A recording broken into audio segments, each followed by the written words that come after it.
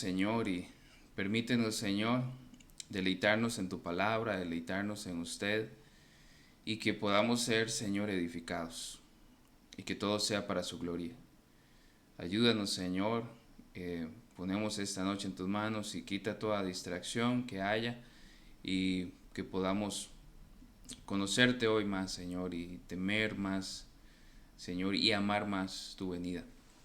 Así oramos, Padre, en el nombre de Jesús. Amén. Y amén. Voy a activar por acá el micrófono, el cronómetro. Muy bien, hermanos, el Señor les bendiga. Vamos a abrir entonces nuestras Biblias en Apocalipsis capítulo 14 y vamos a leer del 14 al 20. Dice así entonces la palabra del Señor. Miré, y he aquí una nube blanca, y sobre la nube uno sentado semejante al Hijo del Hombre, que tenía en la cabeza una corona de oro y en la mano una hoz aguda.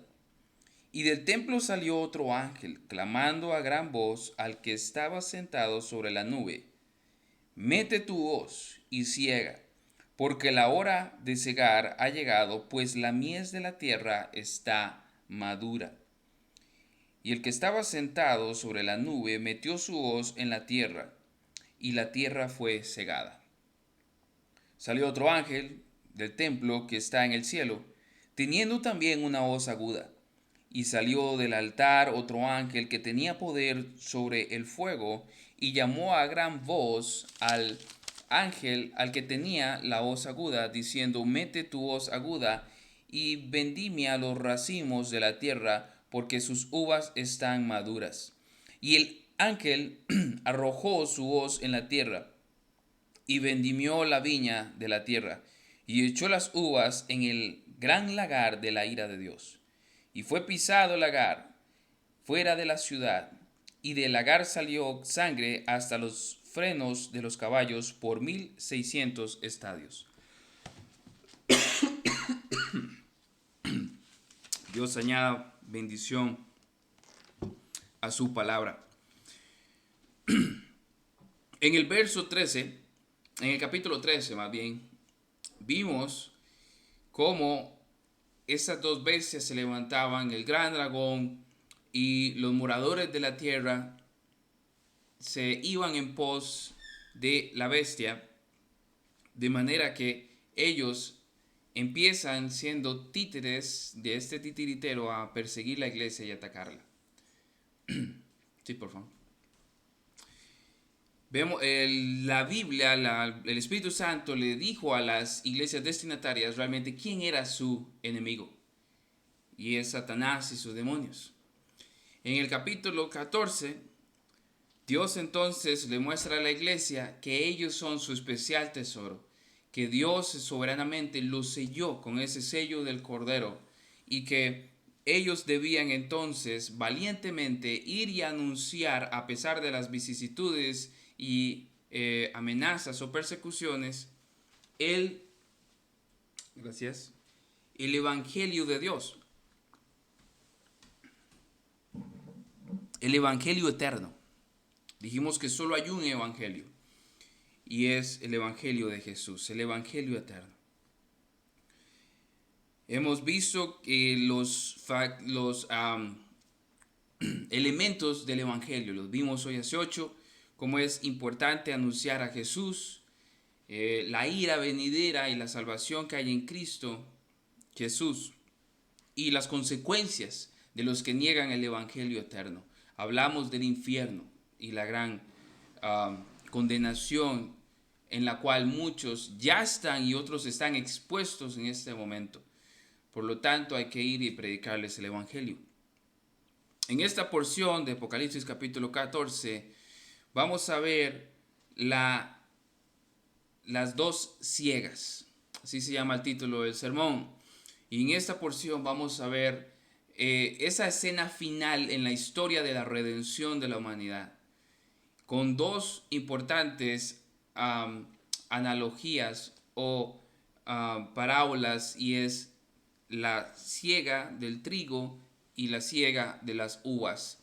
Dios usa estos elementos comunes para nosotros los seres humanos para darnos a entender de esta manera simbólica cómo será el final de la historia de redención del hombre y cómo acabará todo, dándole entonces esperanza a la iglesia y ánimo y fe, porque sabemos cómo acabará todo para la iglesia y sabemos cómo acabará todo para aquel que rechaza a Jesucristo.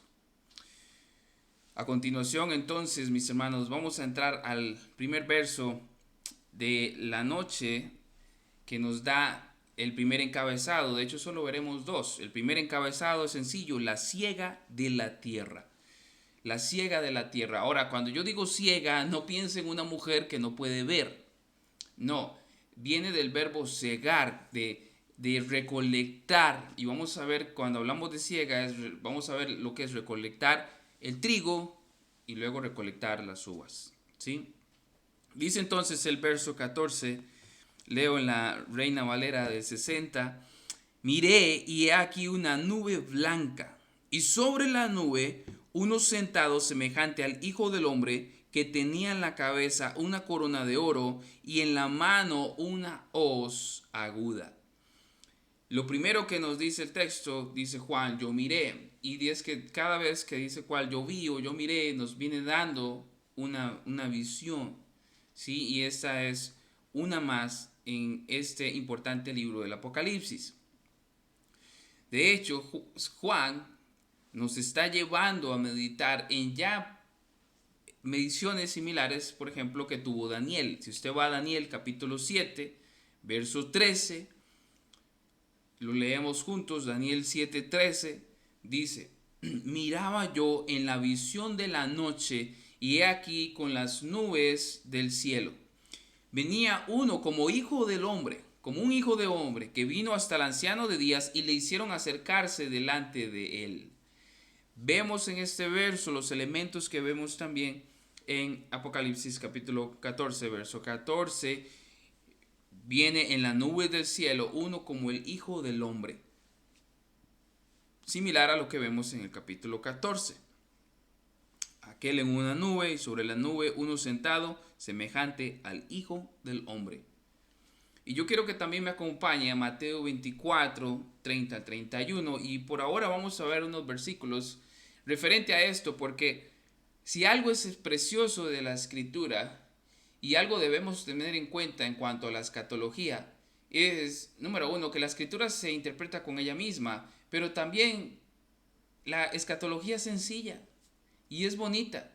Yo no sé en qué momento de la historia algunos cristianos se complicaron tanto postulando nuevos esquemas escatológicos, cuando realmente la escatología de Jesús, la escatología de los profetas, de los apóstoles, es sencilla.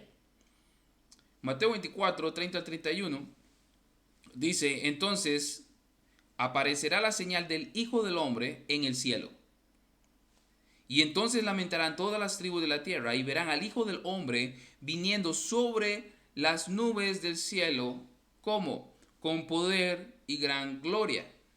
Y enviará a sus ángeles con gran voz de trompeta y juntarán a sus escogidos de los cuatro vientos desde un extremo del cielo hasta el otro. Igualmente en Apocalipsis capítulo 4, en estos dos versos, vemos elementos que vemos en el capítulo 14 de Apocalipsis, verso 14. Y de hecho nos da el significado del por qué la nube blanca.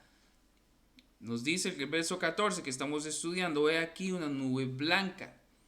La nube blanca simboliza obviamente la pureza de nuestro Rey y Salvador y su gloria, su gran gloria. Cristo viene en su gran gloria.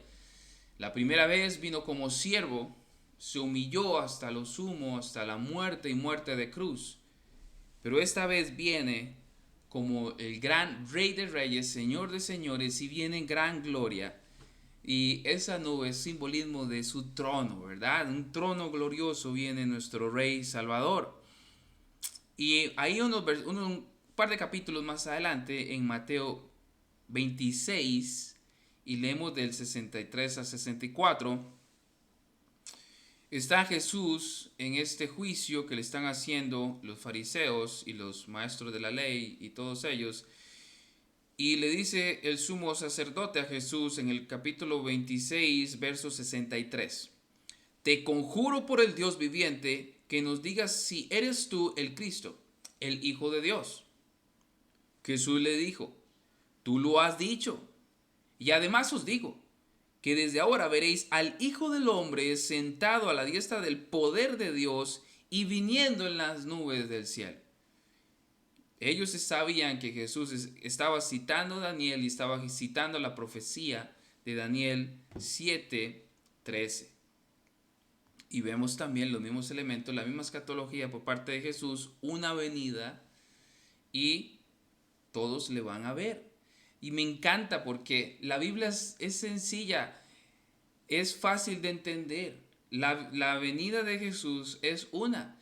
Y gracias a Dios porque Lucas, quien es uno de los más grandes historiadores antiguos, reconocido hoy en día por el gremio de los historiadores, ellos reconocen a Lucas como un historiador genuino y que acotó muchísimas riquezas a la historia y a la cultura, no solamente judía, sino romana. Y en Hechos capítulo 1, verso 9, dice, después de haber dicho estas cosas, fue elevado mientras ellos miraban. Obviamente está hablando de Jesús. Y dice el verso, y una nube lo recibió y lo ocultó de sus ojos. Y dice el verso 10, mientras Jesús ascendía, estando ellos mirando fijamente al cielo, se les presentaron dos hombres en vestiduras blancas, que les dijeron, varones galileos, ¿por qué están mirando al cielo? Este mismo Jesús que ha sido tomado de ustedes al cielo, lea esto, vendrá de la misma manera tal como lo han visto ir al cielo. ¿Cómo será la segunda venida de Jesús? Vendrá en las nubes, así como Él se fue. Igual vendrá, sencillo, y todo ojo lo verá. No hay un rapto secreto, la Biblia no habla de un rapto secreto, y no habla de un tiempo de tribulación después de esa venida de Jesús, ni de 1000 años después de Jesús. La escatología bíblica es sencilla. Ese verso a mí me fascina, porque él pone la escatología de un punto de vista sencillo. Jesús viene en las nubes. Claro, es sencillo en el sentido de entenderlo, pero al imaginarlo y cuando lo experimentemos y estamos vivos acá en la tierra, eso será tremendo y glorioso. ¿Y cómo sabemos que todo ojo le verá? Si cuando Jesús ascendió, bueno, los apóstoles fueron los que lo vieron, al menos lo que narra Lucas en Hechos. Bueno, el mismo Apocalipsis, capítulo 1, verso 7, Apocalipsis 1:7, el contexto nos dice que todo ojo le verá. He aquí que viene en las nubes, como Él se fue en las nubes, y todo ojo le verá. He aquí viene con las nubes y todo ojo le verá, y los que le traspasaron y todos los linajes de la tierra harán lamentación por él. Amén. Y ese verso lo explicamos al inicio del estudio de Apocalipsis. Entonces, la escatología bíblica es sencilla. Es una venida. Jesús viene con las nubes, en su gloria, y todo ojo le verá. No hay nada de secreto en eso, ¿verdad? De hecho, me recuerdo, mi hijo a veces juega escondido con nosotros, a las escondidillas. Y es muy cómico porque él me dice, papi, juguemos a las escondidas. Entonces yo le digo, yo cuento, y me dice, no, yo cuento. Pero entonces él me agarra y me va y me esconde en el lugar que él quiera, y luego va y él cuenta y luego me viene a buscar. Pero la venida del Señor Jesús será visible a todos, ¿verdad? Así como mi hijo me ve esconderme y luego ahí me encuentra, la venida de Jesús será visible para todas las personas que estén vivas en la tierra. Todo ojo le verá. Todo ojo le verá. Es sencillo. Y los textos que acabamos de ver, por ejemplo, son claros. Su venida será una sola y todo ojo le verá. Juan nos describe entonces acá en el verso 14 el regreso de Jesús. Y nos dice entonces que él viene como un rey vencedor y trae en su mano simbólicamente una hoz. la cual es el instrumento que se usa para la siega, para cegar la tierra. Dice que la hoz es aguda, lo cual quiere decir que esa hoz es un instrumento bien afilado que va a ser, va a ser 100% eficiente y eficaz a la hora de ejercer la labor por la cual se diseñó. Todo esto es simbólico, ¿no? Pero quiere decir que será una sola vez cuando Jesús mismo venga a hacer la siega en la tierra. Y va a ser una vez y por todas. Si usted tiene un instrumento afilado y ocupa Yo me acuerdo también cuando éramos niños, mi papá tenía un poco de ganado y solía levantar a mis hermanos más mayores para ir y cortar matas de plátano. Nosotros les decíamos palotes. Y con un cuchillo bien afilado usted agarraba la mata y con un solo movimiento la iba cortando. ¿Por qué? Porque el cuchillo era afilado y no necesitaba varias veces de golpear la mata de plátano. Y con eso alimentábamos las vacas. De manera que entonces se hacía una sola vez. Eso es lo que está queriendo decir el texto. El fin será, y será bien hecho, y una sola vez. No habrá otras oportunidades. De hecho, esto es tan importante, mis hermanos, porque hoy en día muchas personas que están en la iglesia y otros que se han apartado de la iglesia se fueron con una escatología dispensacionalista en la cual ellos piensan, bueno, parece que los tiempos son los últimos. Y yo lo he escuchado a muchas personas. Y ellos piensan así: si Jesús viene y yo no estoy en Cristo, bueno, tendré otra oportunidad. Porque eso quiere decir que la iglesia será arrebatada y yo te estaré en 7 años de gran tribulación y haré todo lo posible por no adorar a la bestia ni dejarme sellar por ella y todo eso, según el sistema dispensacionalista. Pero lamentablemente ellos están en un error y están en peligro, no solamente por esa teología dispensacionalista, sino por su condición obviamente actual, ¿verdad? Pero si son realmente cristianos aquellos que piensan así, igualmente el interpretar la escritura de manera sencilla, escatológicamente hablando, y realmente ver en la escritura con un corazón humilde que la venida del Señor Jesús es una sola, el cristiano entonces caminaría con más temor, con más reverencia, con los ojos más abiertos de lo que está pasando en el mundo, ¿verdad?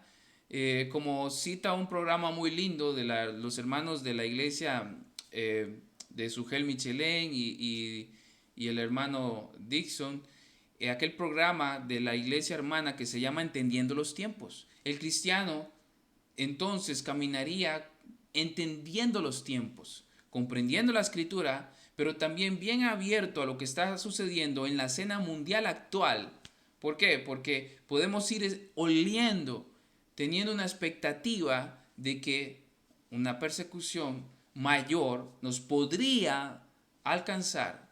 De manera que entonces debemos estar confiando en el Señor, aprendiendo de lo que el Señor nos ha estado hablando los domingos, los miércoles, tomando nota y orando al Señor que todo esto que estamos viendo, el Espíritu Santo nos los recuerde, nos afirme, nos establezca, nos fortalezca si a nosotros nos toca ser perseguidos. Eso es algo importante para la iglesia destinataria. Ellos están pasando por persecuciones, por aflicciones, por grandes tribulaciones. Y esta palabra, una vez más, ¿qué es lo que hacen ellos? Darle a ellos esperanza, consuelo y una gran sensación de victoria que hay en Cristo Jesús, porque al final de la historia ellos serán finalmente redimidos y esa redención será tangible y ellos sabrán que valió la pena predicarle a aquel verdugo que aún así les asesinó. Eso es muy importante. ¿Cuándo vendrá Cristo? Esa es la pregunta que muchas personas se hacen, pero ¿cuándo será? Bueno, Jesús mismo lo dijo, ni los ángeles lo saben. Nadie sabe cuándo será ese día. Cristo vendrá cuando sea el tiempo señalado por el Padre. Veamos, por ejemplo, el versículo 15. Dice el verso 15, y del templo salió otro ángel, clamando a gran voz al que estaba sentado sobre la nube, mete tu hoz y ciega, porque la hora de cegar ha llegado, pues la mies de la tierra está madura. Ahora bien, en el verso 14, claramente el personaje principal del verso 14 es Cristo. De eso no hay duda. Tiene su corona de oro, es rey, coronado en victoria, y él viene en una nube blanca y es semejante al Hijo del Hombre. No hay duda. Aún así, muchas personas al leer el verso 15 y ver este artículo que dice otro ángel, están asumiendo que Cristo es un ángel. Por eso aquí dice otro ángel. Pero nada más lejos de lo que dice la Escritura acerca de Jesús que eso. Jesús es mayor que los ángeles. Jesús es Dios encarnado. Es la segunda persona de la Trinidad. Es Dios. Él es Señor y señores, Rey de reyes. Él es una esencia con el Padre. Él es Dios. No es un ángel. Al decir el verso 15 que es otro ángel, se está hablando de los ángeles que hemos visto en el capítulo 14. Entonces, este es otro ángel. Ahora, este verso 15, mis hermanos, es un verso que yo creo que me sacó una o dos canas. Ya que la palabra que sigue es clamando. Y luego dice a gran voz, al que estaba sentado sobre la nube. Número 1, este otro ángel sale del templo. Entonces, cuando meditamos en el templo, usted medita en dos templos. Hay un templo en la tierra, que es la casa de Dios, en la iglesia del Dios viviente, pero también hay un templo en el cielo, que es la iglesia de Dios que está en el cielo. Nosotros somos católicos. En serio, hermanos, sí, porque la palabra católico quiere decir universal. Entonces, sanamente hablando, creemos en una iglesia universal, que también es local. Creemos en una iglesia local, pero también creemos en la iglesia universal o católica. No somos católicos romanos, que eso es otra cosa. De modo que el templo, si usted se pone a meditar, y en la tierra el templo es la iglesia, y en el Apocalipsis, en los mensajes a la iglesia, el Espíritu Santo dice, escribe al ángel de la iglesia que está en Éfeso, el ángel de la iglesia que está en el templo en Éfeso, la iglesia en Éfeso. Y lo interesante es que dice clamando. Yo tuve problemas con esto porque al inicio yo decía, bueno, clamar obviamente es orar intensamente, ¿verdad? Y obviamente al Padre o a Jesús, y en este caso anhelar la venida de Jesús, que Jesús venga y arrebate la iglesia y que ya venga al fin.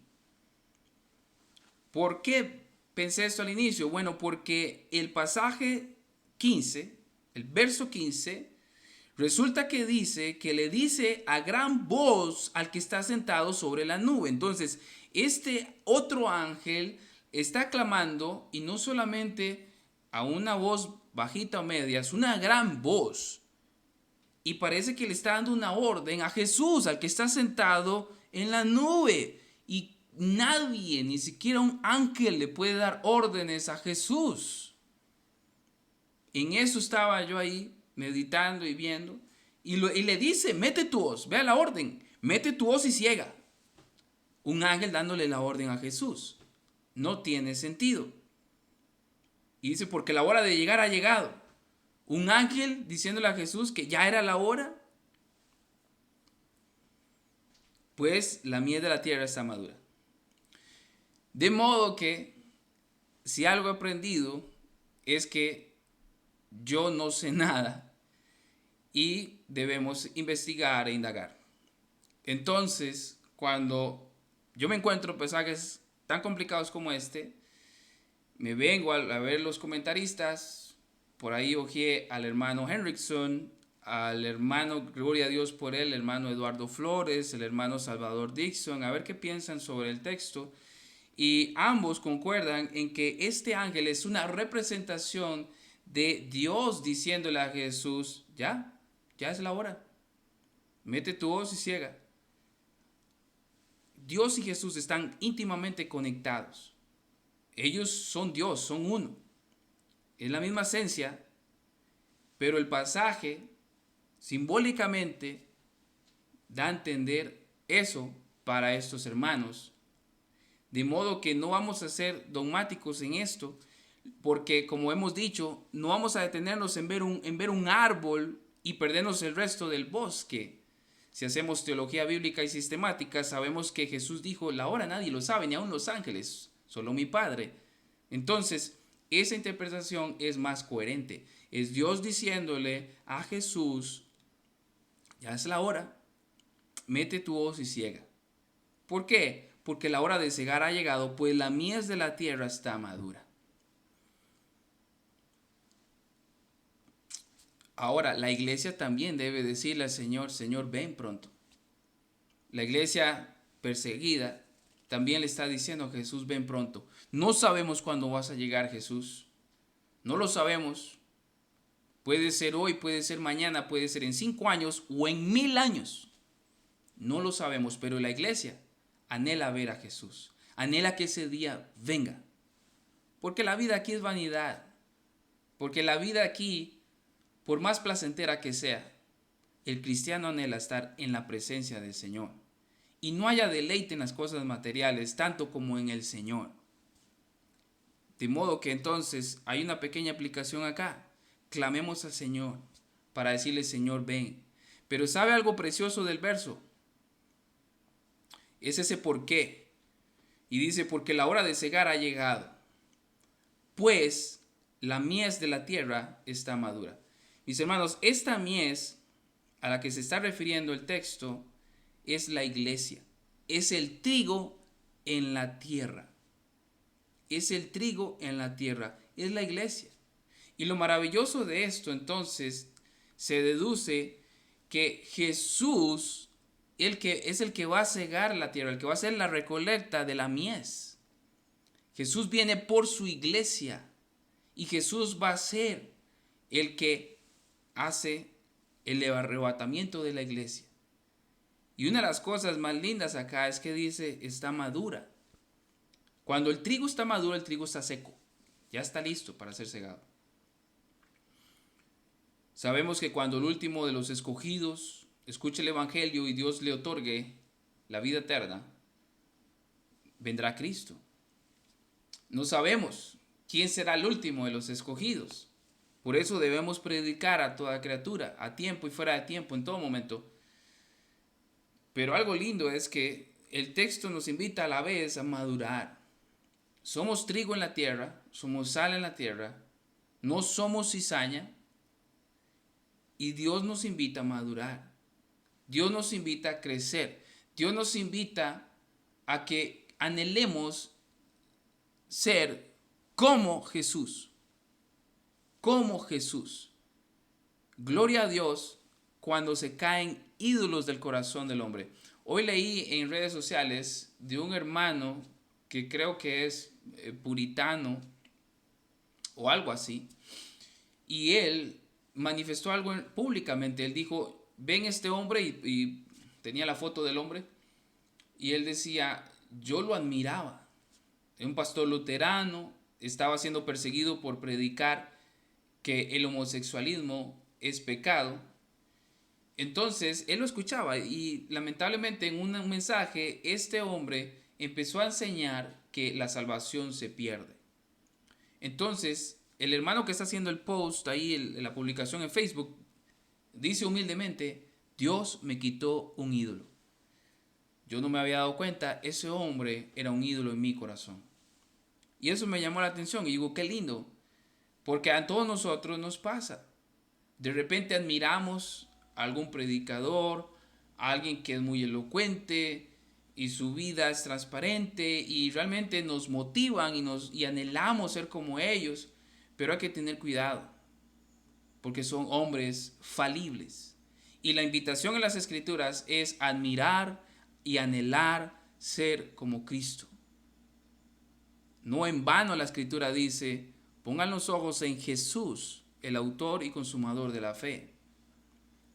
Entonces, eso es parte de la madurez que Dios va dando a todos nosotros. Dios tarde o temprano nos quitará ídolos que hay en el corazón. Dios tarde o temprano va a tratar con tu ídolo. El cristiano puede tener ídolos en el corazón. Sí, ya no son imágenes como los católicos. No, ahora son diferentes ídolos que a veces se albergan en nuestro corazón y no lo sabemos, pero Dios siempre encuentra la forma de hacernoslos ver y también de destruir esos ídolos que a veces hay en nuestro corazón. Y cada vez que vemos eso, bueno, nos lleva a ver a Jesús, a pedirle perdón al Señor. Señor, ayúdame a ser como Jesús. Yo quiero ser como Jesús, no como aquel fulanito o fulanita que se han vuelto famosos en redes sociales. No, yo quiero ser como Jesús. Y como Juan el Bautista dijo, es necesario que Él crezca y que yo mengüe. De modo que entonces debemos anhelar la madurez espiritual. El punto principal entonces es que Jesús viene y Él se encargará de consumar la salvación de su pueblo. Y notemos que esta primer ciega la ejecuta Jesucristo. Dice el verso 16, y el que estaba sentado sobre la nube metió su hoz en la tierra y la tierra fue cegada. ¿Quién hizo el trabajo? El que estaba sentado en la nube. ¿Quién es el que estaba sentado en la nube? Jesús. Jesús mismo es el que hace la primera ciega. El texto o la predicación se llama las dos ciegas, ¿sí? Y gracias al Señor porque nos deja el Espíritu Santo en las Escrituras detalles sobre la segunda ciega. Y ese es el segundo cabezado de la noche, la segunda ciega. Dice el verso 17. Salió otro ángel del templo que está en el cielo, reteniendo también una voz aguda. ¿Ve por qué, mis hermanos, yo tendía a pensar que el primer ángel podría ser la iglesia clamando? Este otro ángel que sale también del templo, pero el texto da otro detalle, dice que ese templo está en el cielo. Este texto 17 dice, está en el cielo ese templo. A mí me hacía pensar, ¿por qué en el verso 15 no dijo también que estaba en el cielo? Pero bueno, avanzando. Salió otro ángel del templo que está en el cielo, teniendo también una hoz aguda. Si recuerda el texto que leímos en Mateo, dice que Jesús hablando de la consumación de los tiempos donde los ángeles cegarían la tierra. Y también recuerda que estuvimos estudiando Joel Joel todo, y hablamos de que íbamos a mencionar a Joel en Apocalipsis, claro que sí. Joel capítulo 3:13 dice así, Joel capítulo 3, verso 13. Echad la hoz, porque la mies ya está madura, venid descended, porque el lagar está lleno, rebosan las cubas, porque mucha es la maldad de ellos. Era muy común en tiempos proféticos tomar entonces imágenes de la cotidianidad de las personas y compararlas con eventos escatológicos. Joel igualmente toma el ejemplo de cegar con la hoz la mies que está madura y habla también del lagar. Y también dice porque la maldad de ellos es mucha. Lo que vemos acá es una referencia clarita también a lo que dijo el profeta Joel en cuanto a los últimos tiempos. El verso 18, antes de ir ahí, leamos el verso 17 de nuevo, dice, salió otro ángel del templo que está en el cielo, teniendo también una hoz aguda. Esta hoz tiene un propósito, pero este propósito no es para ejecutarlo o hacerlo cumplir para con la mies o el trigo. No son para los escogidos de Dios, sino que se trata de agrupar a los moradores de la tierra para que ellos tomen la copa de la ira pura. La copa de la ira de Dios pura la deben tomar ellos. Y para meter la hoz en ellos y agruparlos a todos ellos, bueno, esa labor la van a hacer los ángeles. El verso 3 nos dice la razón. El capítulo 3 de Joel, capítulo 3, verso 13, dice que la maldad de ellos es mucha. Es mucha la maldad. ¿Por qué viene el juicio? Porque Dios es cruel, dicen las personas. Porque Dios es un Dios malo. No, el hombre es malo. Y porque hay maldad, debe existir Dios. No hay de otra. Porque hay maldad, tiene que haber un Dios que juzgue la maldad. Y así va a ser al final de la historia. Porque es mucha la maldad, por eso va a venir el fin. La maldad de los hombres llega de nuevo a su colmo. Y es que, hermanos, hoy en día, como nunca en la historia de la humanidad, hay tanta evidencia científica que deja boquiabiertos al más profundo, entre comillas, ateo. Hay ateos científicos que por lo menos tienen razones científicas o las tenían. Uno de ellos, que recuerde, se llama... se me va el nombre.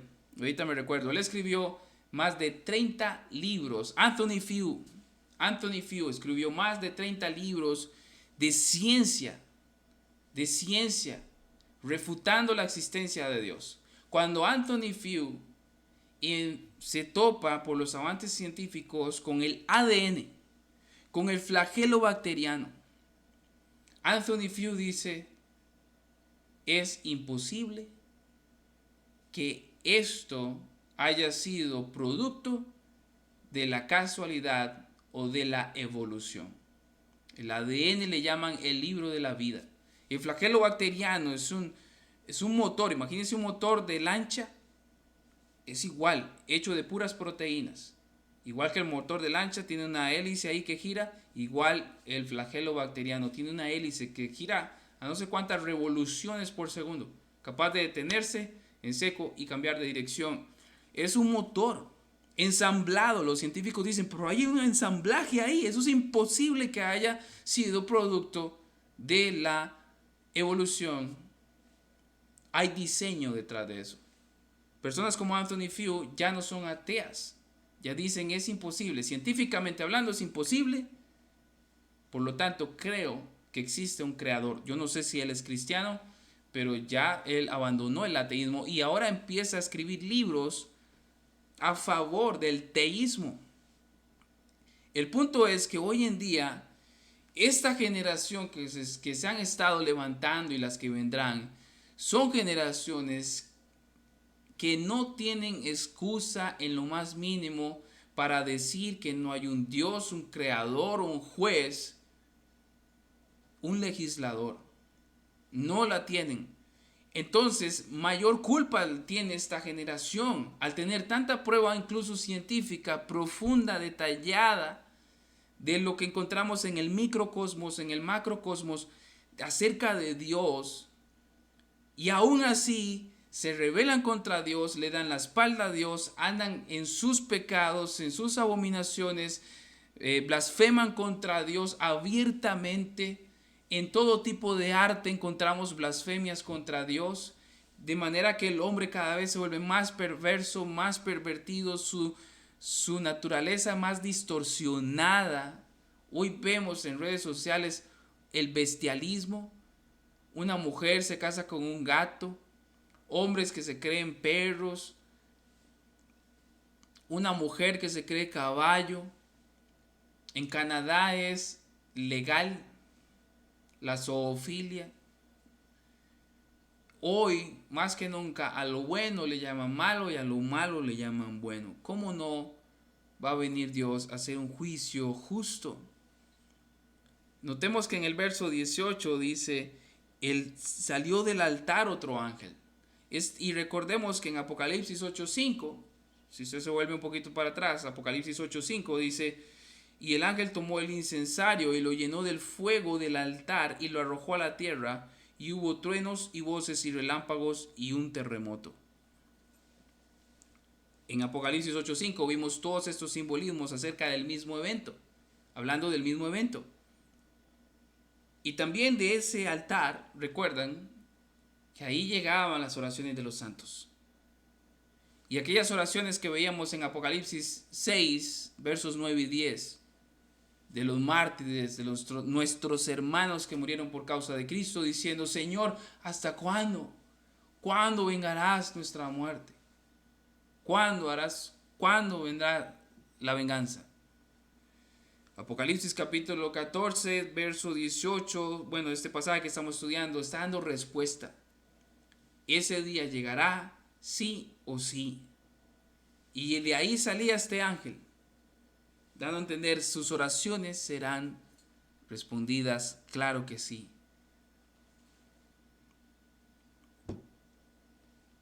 En Mateo 10, versos 34 a 36, Jesús dijo lo siguiente. Mateo 10, 34 a 36. Verso 49. Verso 49. Fuego vine a echar en la tierra. Fuego vine a echar en la tierra. ¿Y qué quiero?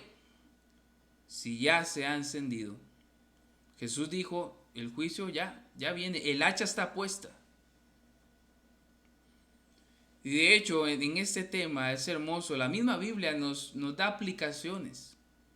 Pablo nos regala una aplicación perfecta para el tema de estudio de hoy. Si usted se va conmigo a 2 de Tesalonicenses 1, del 7 al 8. Primera de Tesalonicenses 1, del 7 al 8. Dice así la palabra de Dios. Y a vosotros, que sois atribulados, daros reposo con nosotros. ¿Cuándo? Ya, no. Cuando se manifieste el Señor Jesús desde el cielo con los ángeles, con su poder. La venida de Cristo, el meditar en su venida, el poner nuestra mente en el cielo, mis hermanos, nos da consuelo, porque sabemos que tendremos un reposo seguro. Es fijo que tendremos reposo. Descansaremos de las obras que hemos hecho para la gloria de Dios, y fijo vendrá el reposo. No importa la tribulación en que estemos, no importa las angustias, no importa la tempestad en la que tengamos que navegar, el reposo vendrá. Y dice el verso 8 de 2 Tesalonicenses 1, en llama de fuego. Ahora habla de los impíos, en llama de fuego, para dar retribución a los que no conocieron a Dios, ni obedecen al evangelio de nuestro Señor Jesucristo. Hay de aquellos que siguen rechazando el evangelio de Cristo, lo escuchan una vez y otra vez y otra vez y otra vez, y están engañados. Piensan que son, pero no lo son. Son tan ciegos que no pueden verse a sí mismos y ver su religiosidad, su hipocresía y su falsa espiritualidad. Jesús dijo, no todo el que me diga Señor, Señor, entrará en el reino de los cielos. En aquel día muchos dirán, pero Dios, pero Señor, en tu nombre hicimos milagros, en tu nombre echamos demonios, en tu nombre. Y Jesús les dirá, apartaos de mí, hacedores de maldad, al fuego eterno preparado para Satanás y sus ángeles. Les espera un fuego eterno. Pero la iglesia, los salvos, los nacidos de nuevo, aunque estemos atribulados aquí en la tierra, el pensar y el meditar en la venida de Cristo nos consuela, nos anima a seguir, porque sabemos que la victoria es segura y ese día vendrá inminentemente. Vendrá porque vendrá. ¿Y qué pasará? Bueno, vamos a leer el verso 19. Y el ángel arrojó su hoz en la tierra y vendimió la viña de la tierra y echó las uvas en el gran lagar de la ira de Dios. El ángel arrojó entonces su hoz en la tierra. Vimos que Jesús arrebata a la iglesia y los ángeles se encargan ahora de la cizaña, que en este caso los trata como uvas. Y es que en el contexto del Apocalipsis vemos como la palabra de Dios dice que los moradores de la tierra, la gran Babilonia, se embriaga con el vino de sus fornicaciones. Entonces viene hablando con el mismo tema del vino, poniéndolo en una perspectiva mala en ese sentido, para darle a entender a los moradores de la tierra que así como ellos viven sus vidas en su desenfreno, en su embriaguez y su inmoralidad, bueno, para que entiendan en ese mismo tema del vino, así van a poder tener un mejor entendimiento de lo que se espera si no se arrepienten y vienen a Jesús. Este gran viñedo del que está hablando el verso 19 es la tierra, es el planeta, el globo terráqueo. El ángel recolectará a cada persona que rechazó el evangelio, los que adoran a la bestia, y los lanzará al infierno a sufrir eternamente. Ellos recibirán la gran ira de Dios, la copa de la ira de Dios la beberán con 0 mililitros de misericordia. Nada de misericordia tendrán. El Espíritu Santo entonces está usando esa metáfora de las uvas, la viña y el lagar para dar a entender nuevamente ese juicio meritorio, de los moradores de la tierra. Ahora, yo honestamente no sabía que era un lagar y me tocó leer y investigar. Y es hermoso eso porque enriquece, ¿no?, nuestro entendimiento. El lagar son 2 baldes, que imagínense los grandes, anchos, que a veces se construían con ladrillo o con otros materiales, pero uno más alto que el otro. Eso sí, los unía un tubo, de modo que en el balde grande que está por encima, en ese se echaban las uvas que se recolectaban de los viñedos, las uvas maduras, obviamente. Y ahí llegaba una persona con sus pies bien aseados, se supone, y entraba ahí a majar la uva y a machacarla, a aplastarla una y otra vez, hasta que el jugo iba pasando por el tubo y caía en el balde de abajo. Ya había jugo de uvas para luego fermentarlo y hacer todo el proceso del vino, etc. Ese es el lagar. Ese es el lagar. El juicio de Dios representado ahí. Cuando lleguemos al capítulo 19, vamos a ver cómo Jesús aplasta a sus enemigos y sus ropas quedan salpicadas de sangre.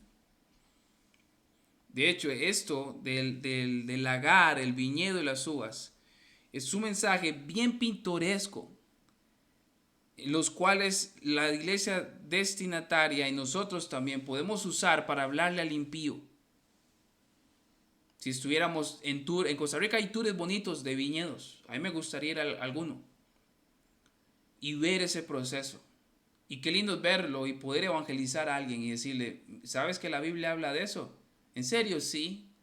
¿Y sabes a qué se refiere? No. Déjame decirle, es lo que le espera a todo aquel que no venga a Cristo en arrepentimiento y fe.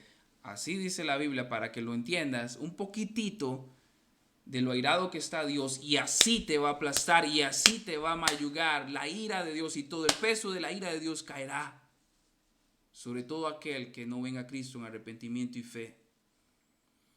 Y dice el verso 20, y fue pisado el lagar.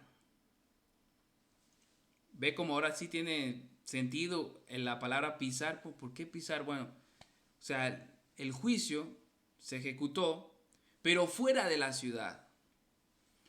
Muchas personas dispensacionalistas piensan que la ciudad es Jerusalén y que de una forma u otra todos los moradores de la tierra iban a salir de Jerusalén, iban a ser pisoteados fuera de la ciudad santa de Jerusalén.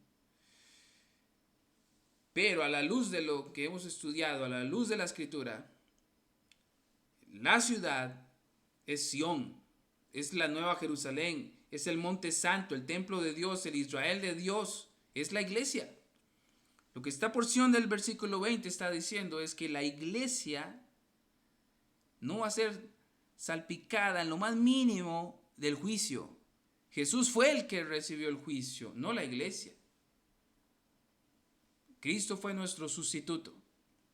Cristo tomó la copa de la ira de Dios para que la iglesia de Cristo recibiese la copa de la misericordia sin la más mínima mililitro de ira. Porque todita la copa de la ira que la iglesia merecía la bebió Jesús. Reitero, la iglesia entonces, por los méritos de Cristo, bebe la copa de misericordia sin ningún mililitro de ira. De modo que entonces el Espíritu Santo le está diciendo, ustedes estén tranquilos, que para ustedes no hay ira, es para los moradores de la tierra. Y dice, y del lagar salió sangre. Es la primera vez que en Apocalipsis vemos esta alusión a la sangre en referencia a los impíos, a los moradores de la tierra. Y dice que sale sangre. Yo no sé si usted ha visto películas de guerra. Ahorita se me viene a la mente Salvando al Soldado Ryan, si usted la ha visto o no. Es una escena de guerra al inicio, ¿verdad? Los primeros minutos de esa película es sangre y sangre y sangre. El mar se tiñe de rojo. Y es una película muy sangrienta al inicio. Y Steven Spielberg, usando el arte cinematográfico, ilustra la realidad de la guerra y lo sangrientas que son. Bueno, eso no tiene ni una pizca de lo que recibirán las personas el día de la gran ira de Dios. Recuerde que todo esto es simbólico. Es una referencia al sufrimiento eterno que recibirán las personas que no vengan a Jesús en arrepentimiento y fe. Y dice que esa sangre llega hasta los frenos de los caballos, o sea, hasta acá donde el caballo tiene el freno. Y yo no sé cuánto mide un caballo. Pues el freno del caballo puede estar más arriba de 1,5 metros, depende de la altura del caballo. Entonces imagínense que la sangre llegue hasta allá arriba. Y no solamente eso, dice que por 1,600 estadios. 1,600 estadios. Si usted lee comentarios, ahí se va a topar con ecuaciones y todo esto. Pero es sencillo. Lo que da a entender es que todos los moradores de la tierra recibirán el juicio. Por todas partes de la tierra, no se escapará uno. Y su juicio vendrá. Y yo pensaba en la sangre de Cristo. Cristo derramó toda su sangre como parte de la ira de Dios que cayó sobre él, y su sangre fue derramada. Los moradores de la tierra lo hicieron. Llevaron a Jesús, al Cordero de Dios, fuera de la ciudad para estrangularlo, en el sentido de que le exprimieron la sangre. Es lo que quiero decir. Le exprimieron la sangre. Como si Jesús estuviera diciendo, no confías en mi sangre, que te salva, que te limpia de todo pecado, que te perdona. Ok. Tu sangre correrá por una eternidad. Serás atormentado, sufrirás una herida que no sanará nunca, porque rechazaste la obra de Cristo en la cruz, la sangre de Cristo la rechazaste.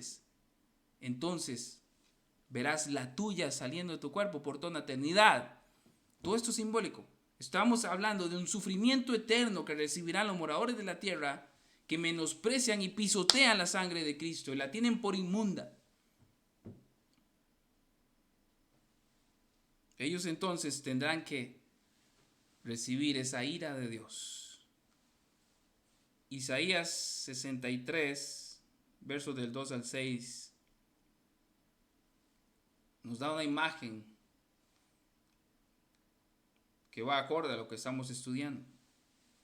Isaías 63, 2 al 6 dice: ¿Por qué es rojo tu vestido y tus ropas como del que ha pisado en lagar? He pisado yo solo el lagar. Y esto es una referencia a Cristo. Usaremos esta cita en Apocalipsis 19. He pisado yo solo el lagar, y de los pueblos nadie había conmigo. Yo pisé con mi ira y los hollé en mi furor, y su sangre salpicó mis vestidos y manché todas mis ropas. Porque el día de la venganza está en mi corazón, y el año de mis redimidos ha llegado. Ven cómo va de la mano con lo que estamos estudiando. Es un evento. Jesús viene a consuma la redención de su iglesia para que los que estemos acá podamos tener ya tangible esa salvación. Y al mismo tiempo está el gran juicio que reciben los impíos.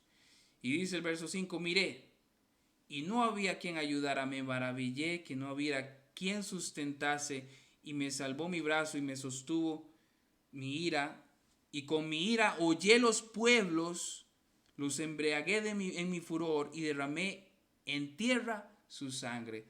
Lo mismo que estamos estudiando acá, la misma imagen.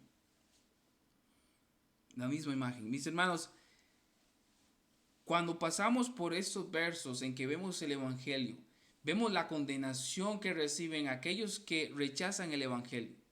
Y entendemos nosotros también que nosotros hemos venido a Cristo en arrepentimiento y fe, pero porque Dios primeramente fue quien dio el primer paso y no nosotros. Cuando entendemos que fue Dios quien me vino a buscar, cuando fue Dios quien me convenció con el poder de su Espíritu Santo, con la bendición de que Dios usó a alguien para predicarme el Evangelio.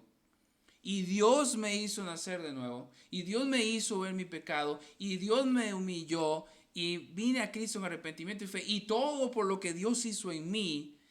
Y vemos de lo que yo me estoy salvando por gracia y por misericordia. Mis hermanos, ¿cómo no estar agradecidos con Cristo, con Dios, con su Espíritu Santo? ¿Cómo no buscarle, amarle, servirle, sufrir, perdonar, pedir perdón, arrepentirme y seguir hacia adelante? Hermanos, cuán grande salvación Dios nos ha regalado. Una vez más, debemos gozarnos en lo que pasó en la cruz. Y somos recipientes de misericordia, de la misericordia de Dios. Somos vasos de misericordia. Gloria a Dios por eso. Y una vez más, hago el llamado, aprovechemos cada oportunidad que el Señor nos dé para advertirle a las personas de este horrendo juicio que se viene. Advertir a las personas que su mayor problema es la ira de Dios, pero que hay escapatoria para la ira de Dios corriendo al Hijo de Dios. Y solo en Él hay vida eterna, perdón de pecados y salvación. Y si usted está escuchando este mensaje hoy, le invito a que corra a los pies de Jesús, clame por misericordia y perdón, para que puedas hallar tiempos de refrigerio para tu alma. Vamos de esta manera, mis hermanos, a orar. Señor y Padre eterno, tú eres bueno, poderoso, santo y 3 veces santo. Gracias porque qué delicia y qué rico es meditar y exponer su palabra. Señor, llévanos a una convicción cada vez más profunda, a un agradecimiento cada vez más profundo, Señor, a una meditación cada vez más profunda en los beneficios eternos y merecidos que hemos obtenido por pura gracia, por sola gracia, a través de la obra redentora de Jesús. Ayúdanos, Señor, a amarte cada vez más y a darte gloria, solo a ti. Te quiero pedir, Señor, una vez más que nos muevas a predicar el Evangelio. Cada día, ayúdanos, úsanos, no nos dejes en paz.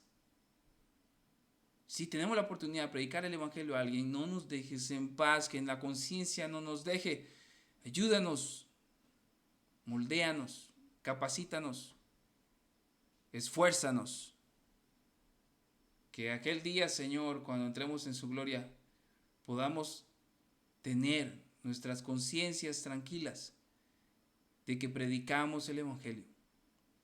Lo predicamos en la iglesia, de modo que si alguien que está en la iglesia se pierde, no fue por una predicación suave ni un evangelio diluido. Y ayúdanos a predicarlo en las calles, en la familia, a los vecinos. Somos luz. Debemos ser luz. Y ayúdanos para ocuparnos en las buenas obras. Señor, tú has preparado buenas obras para que andemos en ellas. Y esas buenas obras son esos momentos, mayormente esos momentos que tenemos la oportunidad de predicar a Cristo. Ayúdanos a aprovecharlo. Ayúdanos a ser discípulos. Oramos por aquellos que, Señor, se están discipulando. Que aquellos que escuchan los excelentes estudios, Señor, que se dan cada martes o lunes, cada predicación, Señor, por lo que tú estás haciendo. Gracias porque la iglesia está aprovechando sabiamente la tecnología. Oramos para que tú, Señor, estés dando convicción.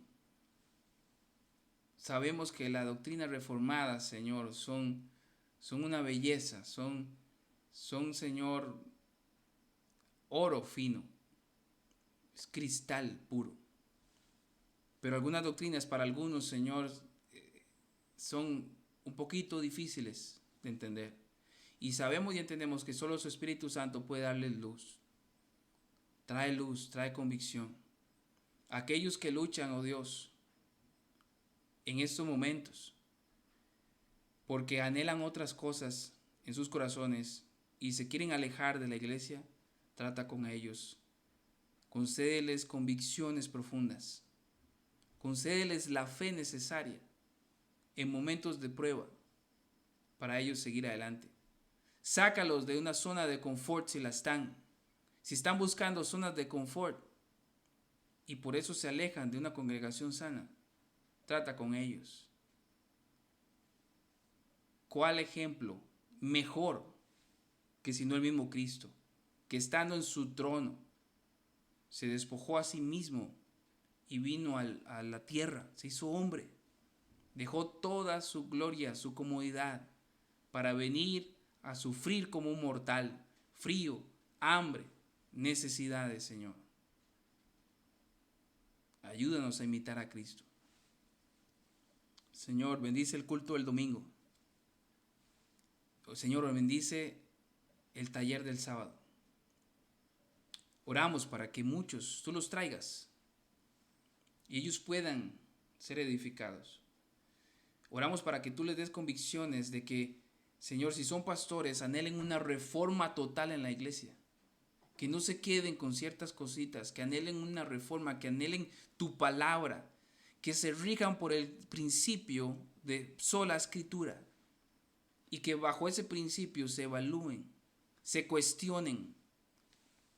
Hazlos meditar en prácticas eclesiásticas que ellos hacen por pura imitación de otros o herencia de unos discipulados que han recibido, que a la luz de tu palabra han sido débiles y que al final de cuentas no dan fruto. Ayúdalos, Señor. Ayuda a la iglesia en Costa Rica, a todos aquellos que están despertando las doctrinas de la gracia, a que no se queden ahí, que continúen reformándose, reformando las familias y reformando iglesias. Aquellos que lo han intentado y que ahorita están buscando otra iglesia, llévalos a iglesias sanas. Llévalos a iglesias sanas, Señor. Y sabemos, Señor, por fe, confiamos, eso, Señor, apercibimos de que usted va a ir trayendo cada vez más y más personas a la iglesia. Danos el amor, la paciencia y la constancia y la comprensión para poder ayudarles a ellos en su crecimiento espiritual. Yo te doy gloria a ti, Señor, porque como iglesia no buscamos números, sino trigo. Queremos que el trigo entre en la membresía. Y para muchos, Señor, al inicio no entienden los procesos de membresía, pero eso nos ayuda a examinar y a darnos cuenta si esas personas son realmente trigo o no lo son. Te damos la gloria a ti, Señor. Ayúdanos a serte fieles a ti y que tú nos concedas el domingo y el sábado gozarnos en Cristo para la gloria suya. En el nombre de Jesús oramos y te damos gracias. Amén y amén. Mis hermanos, que el Señor me los bendiga. Nos vemos de hoy en 8 si Dios quiere.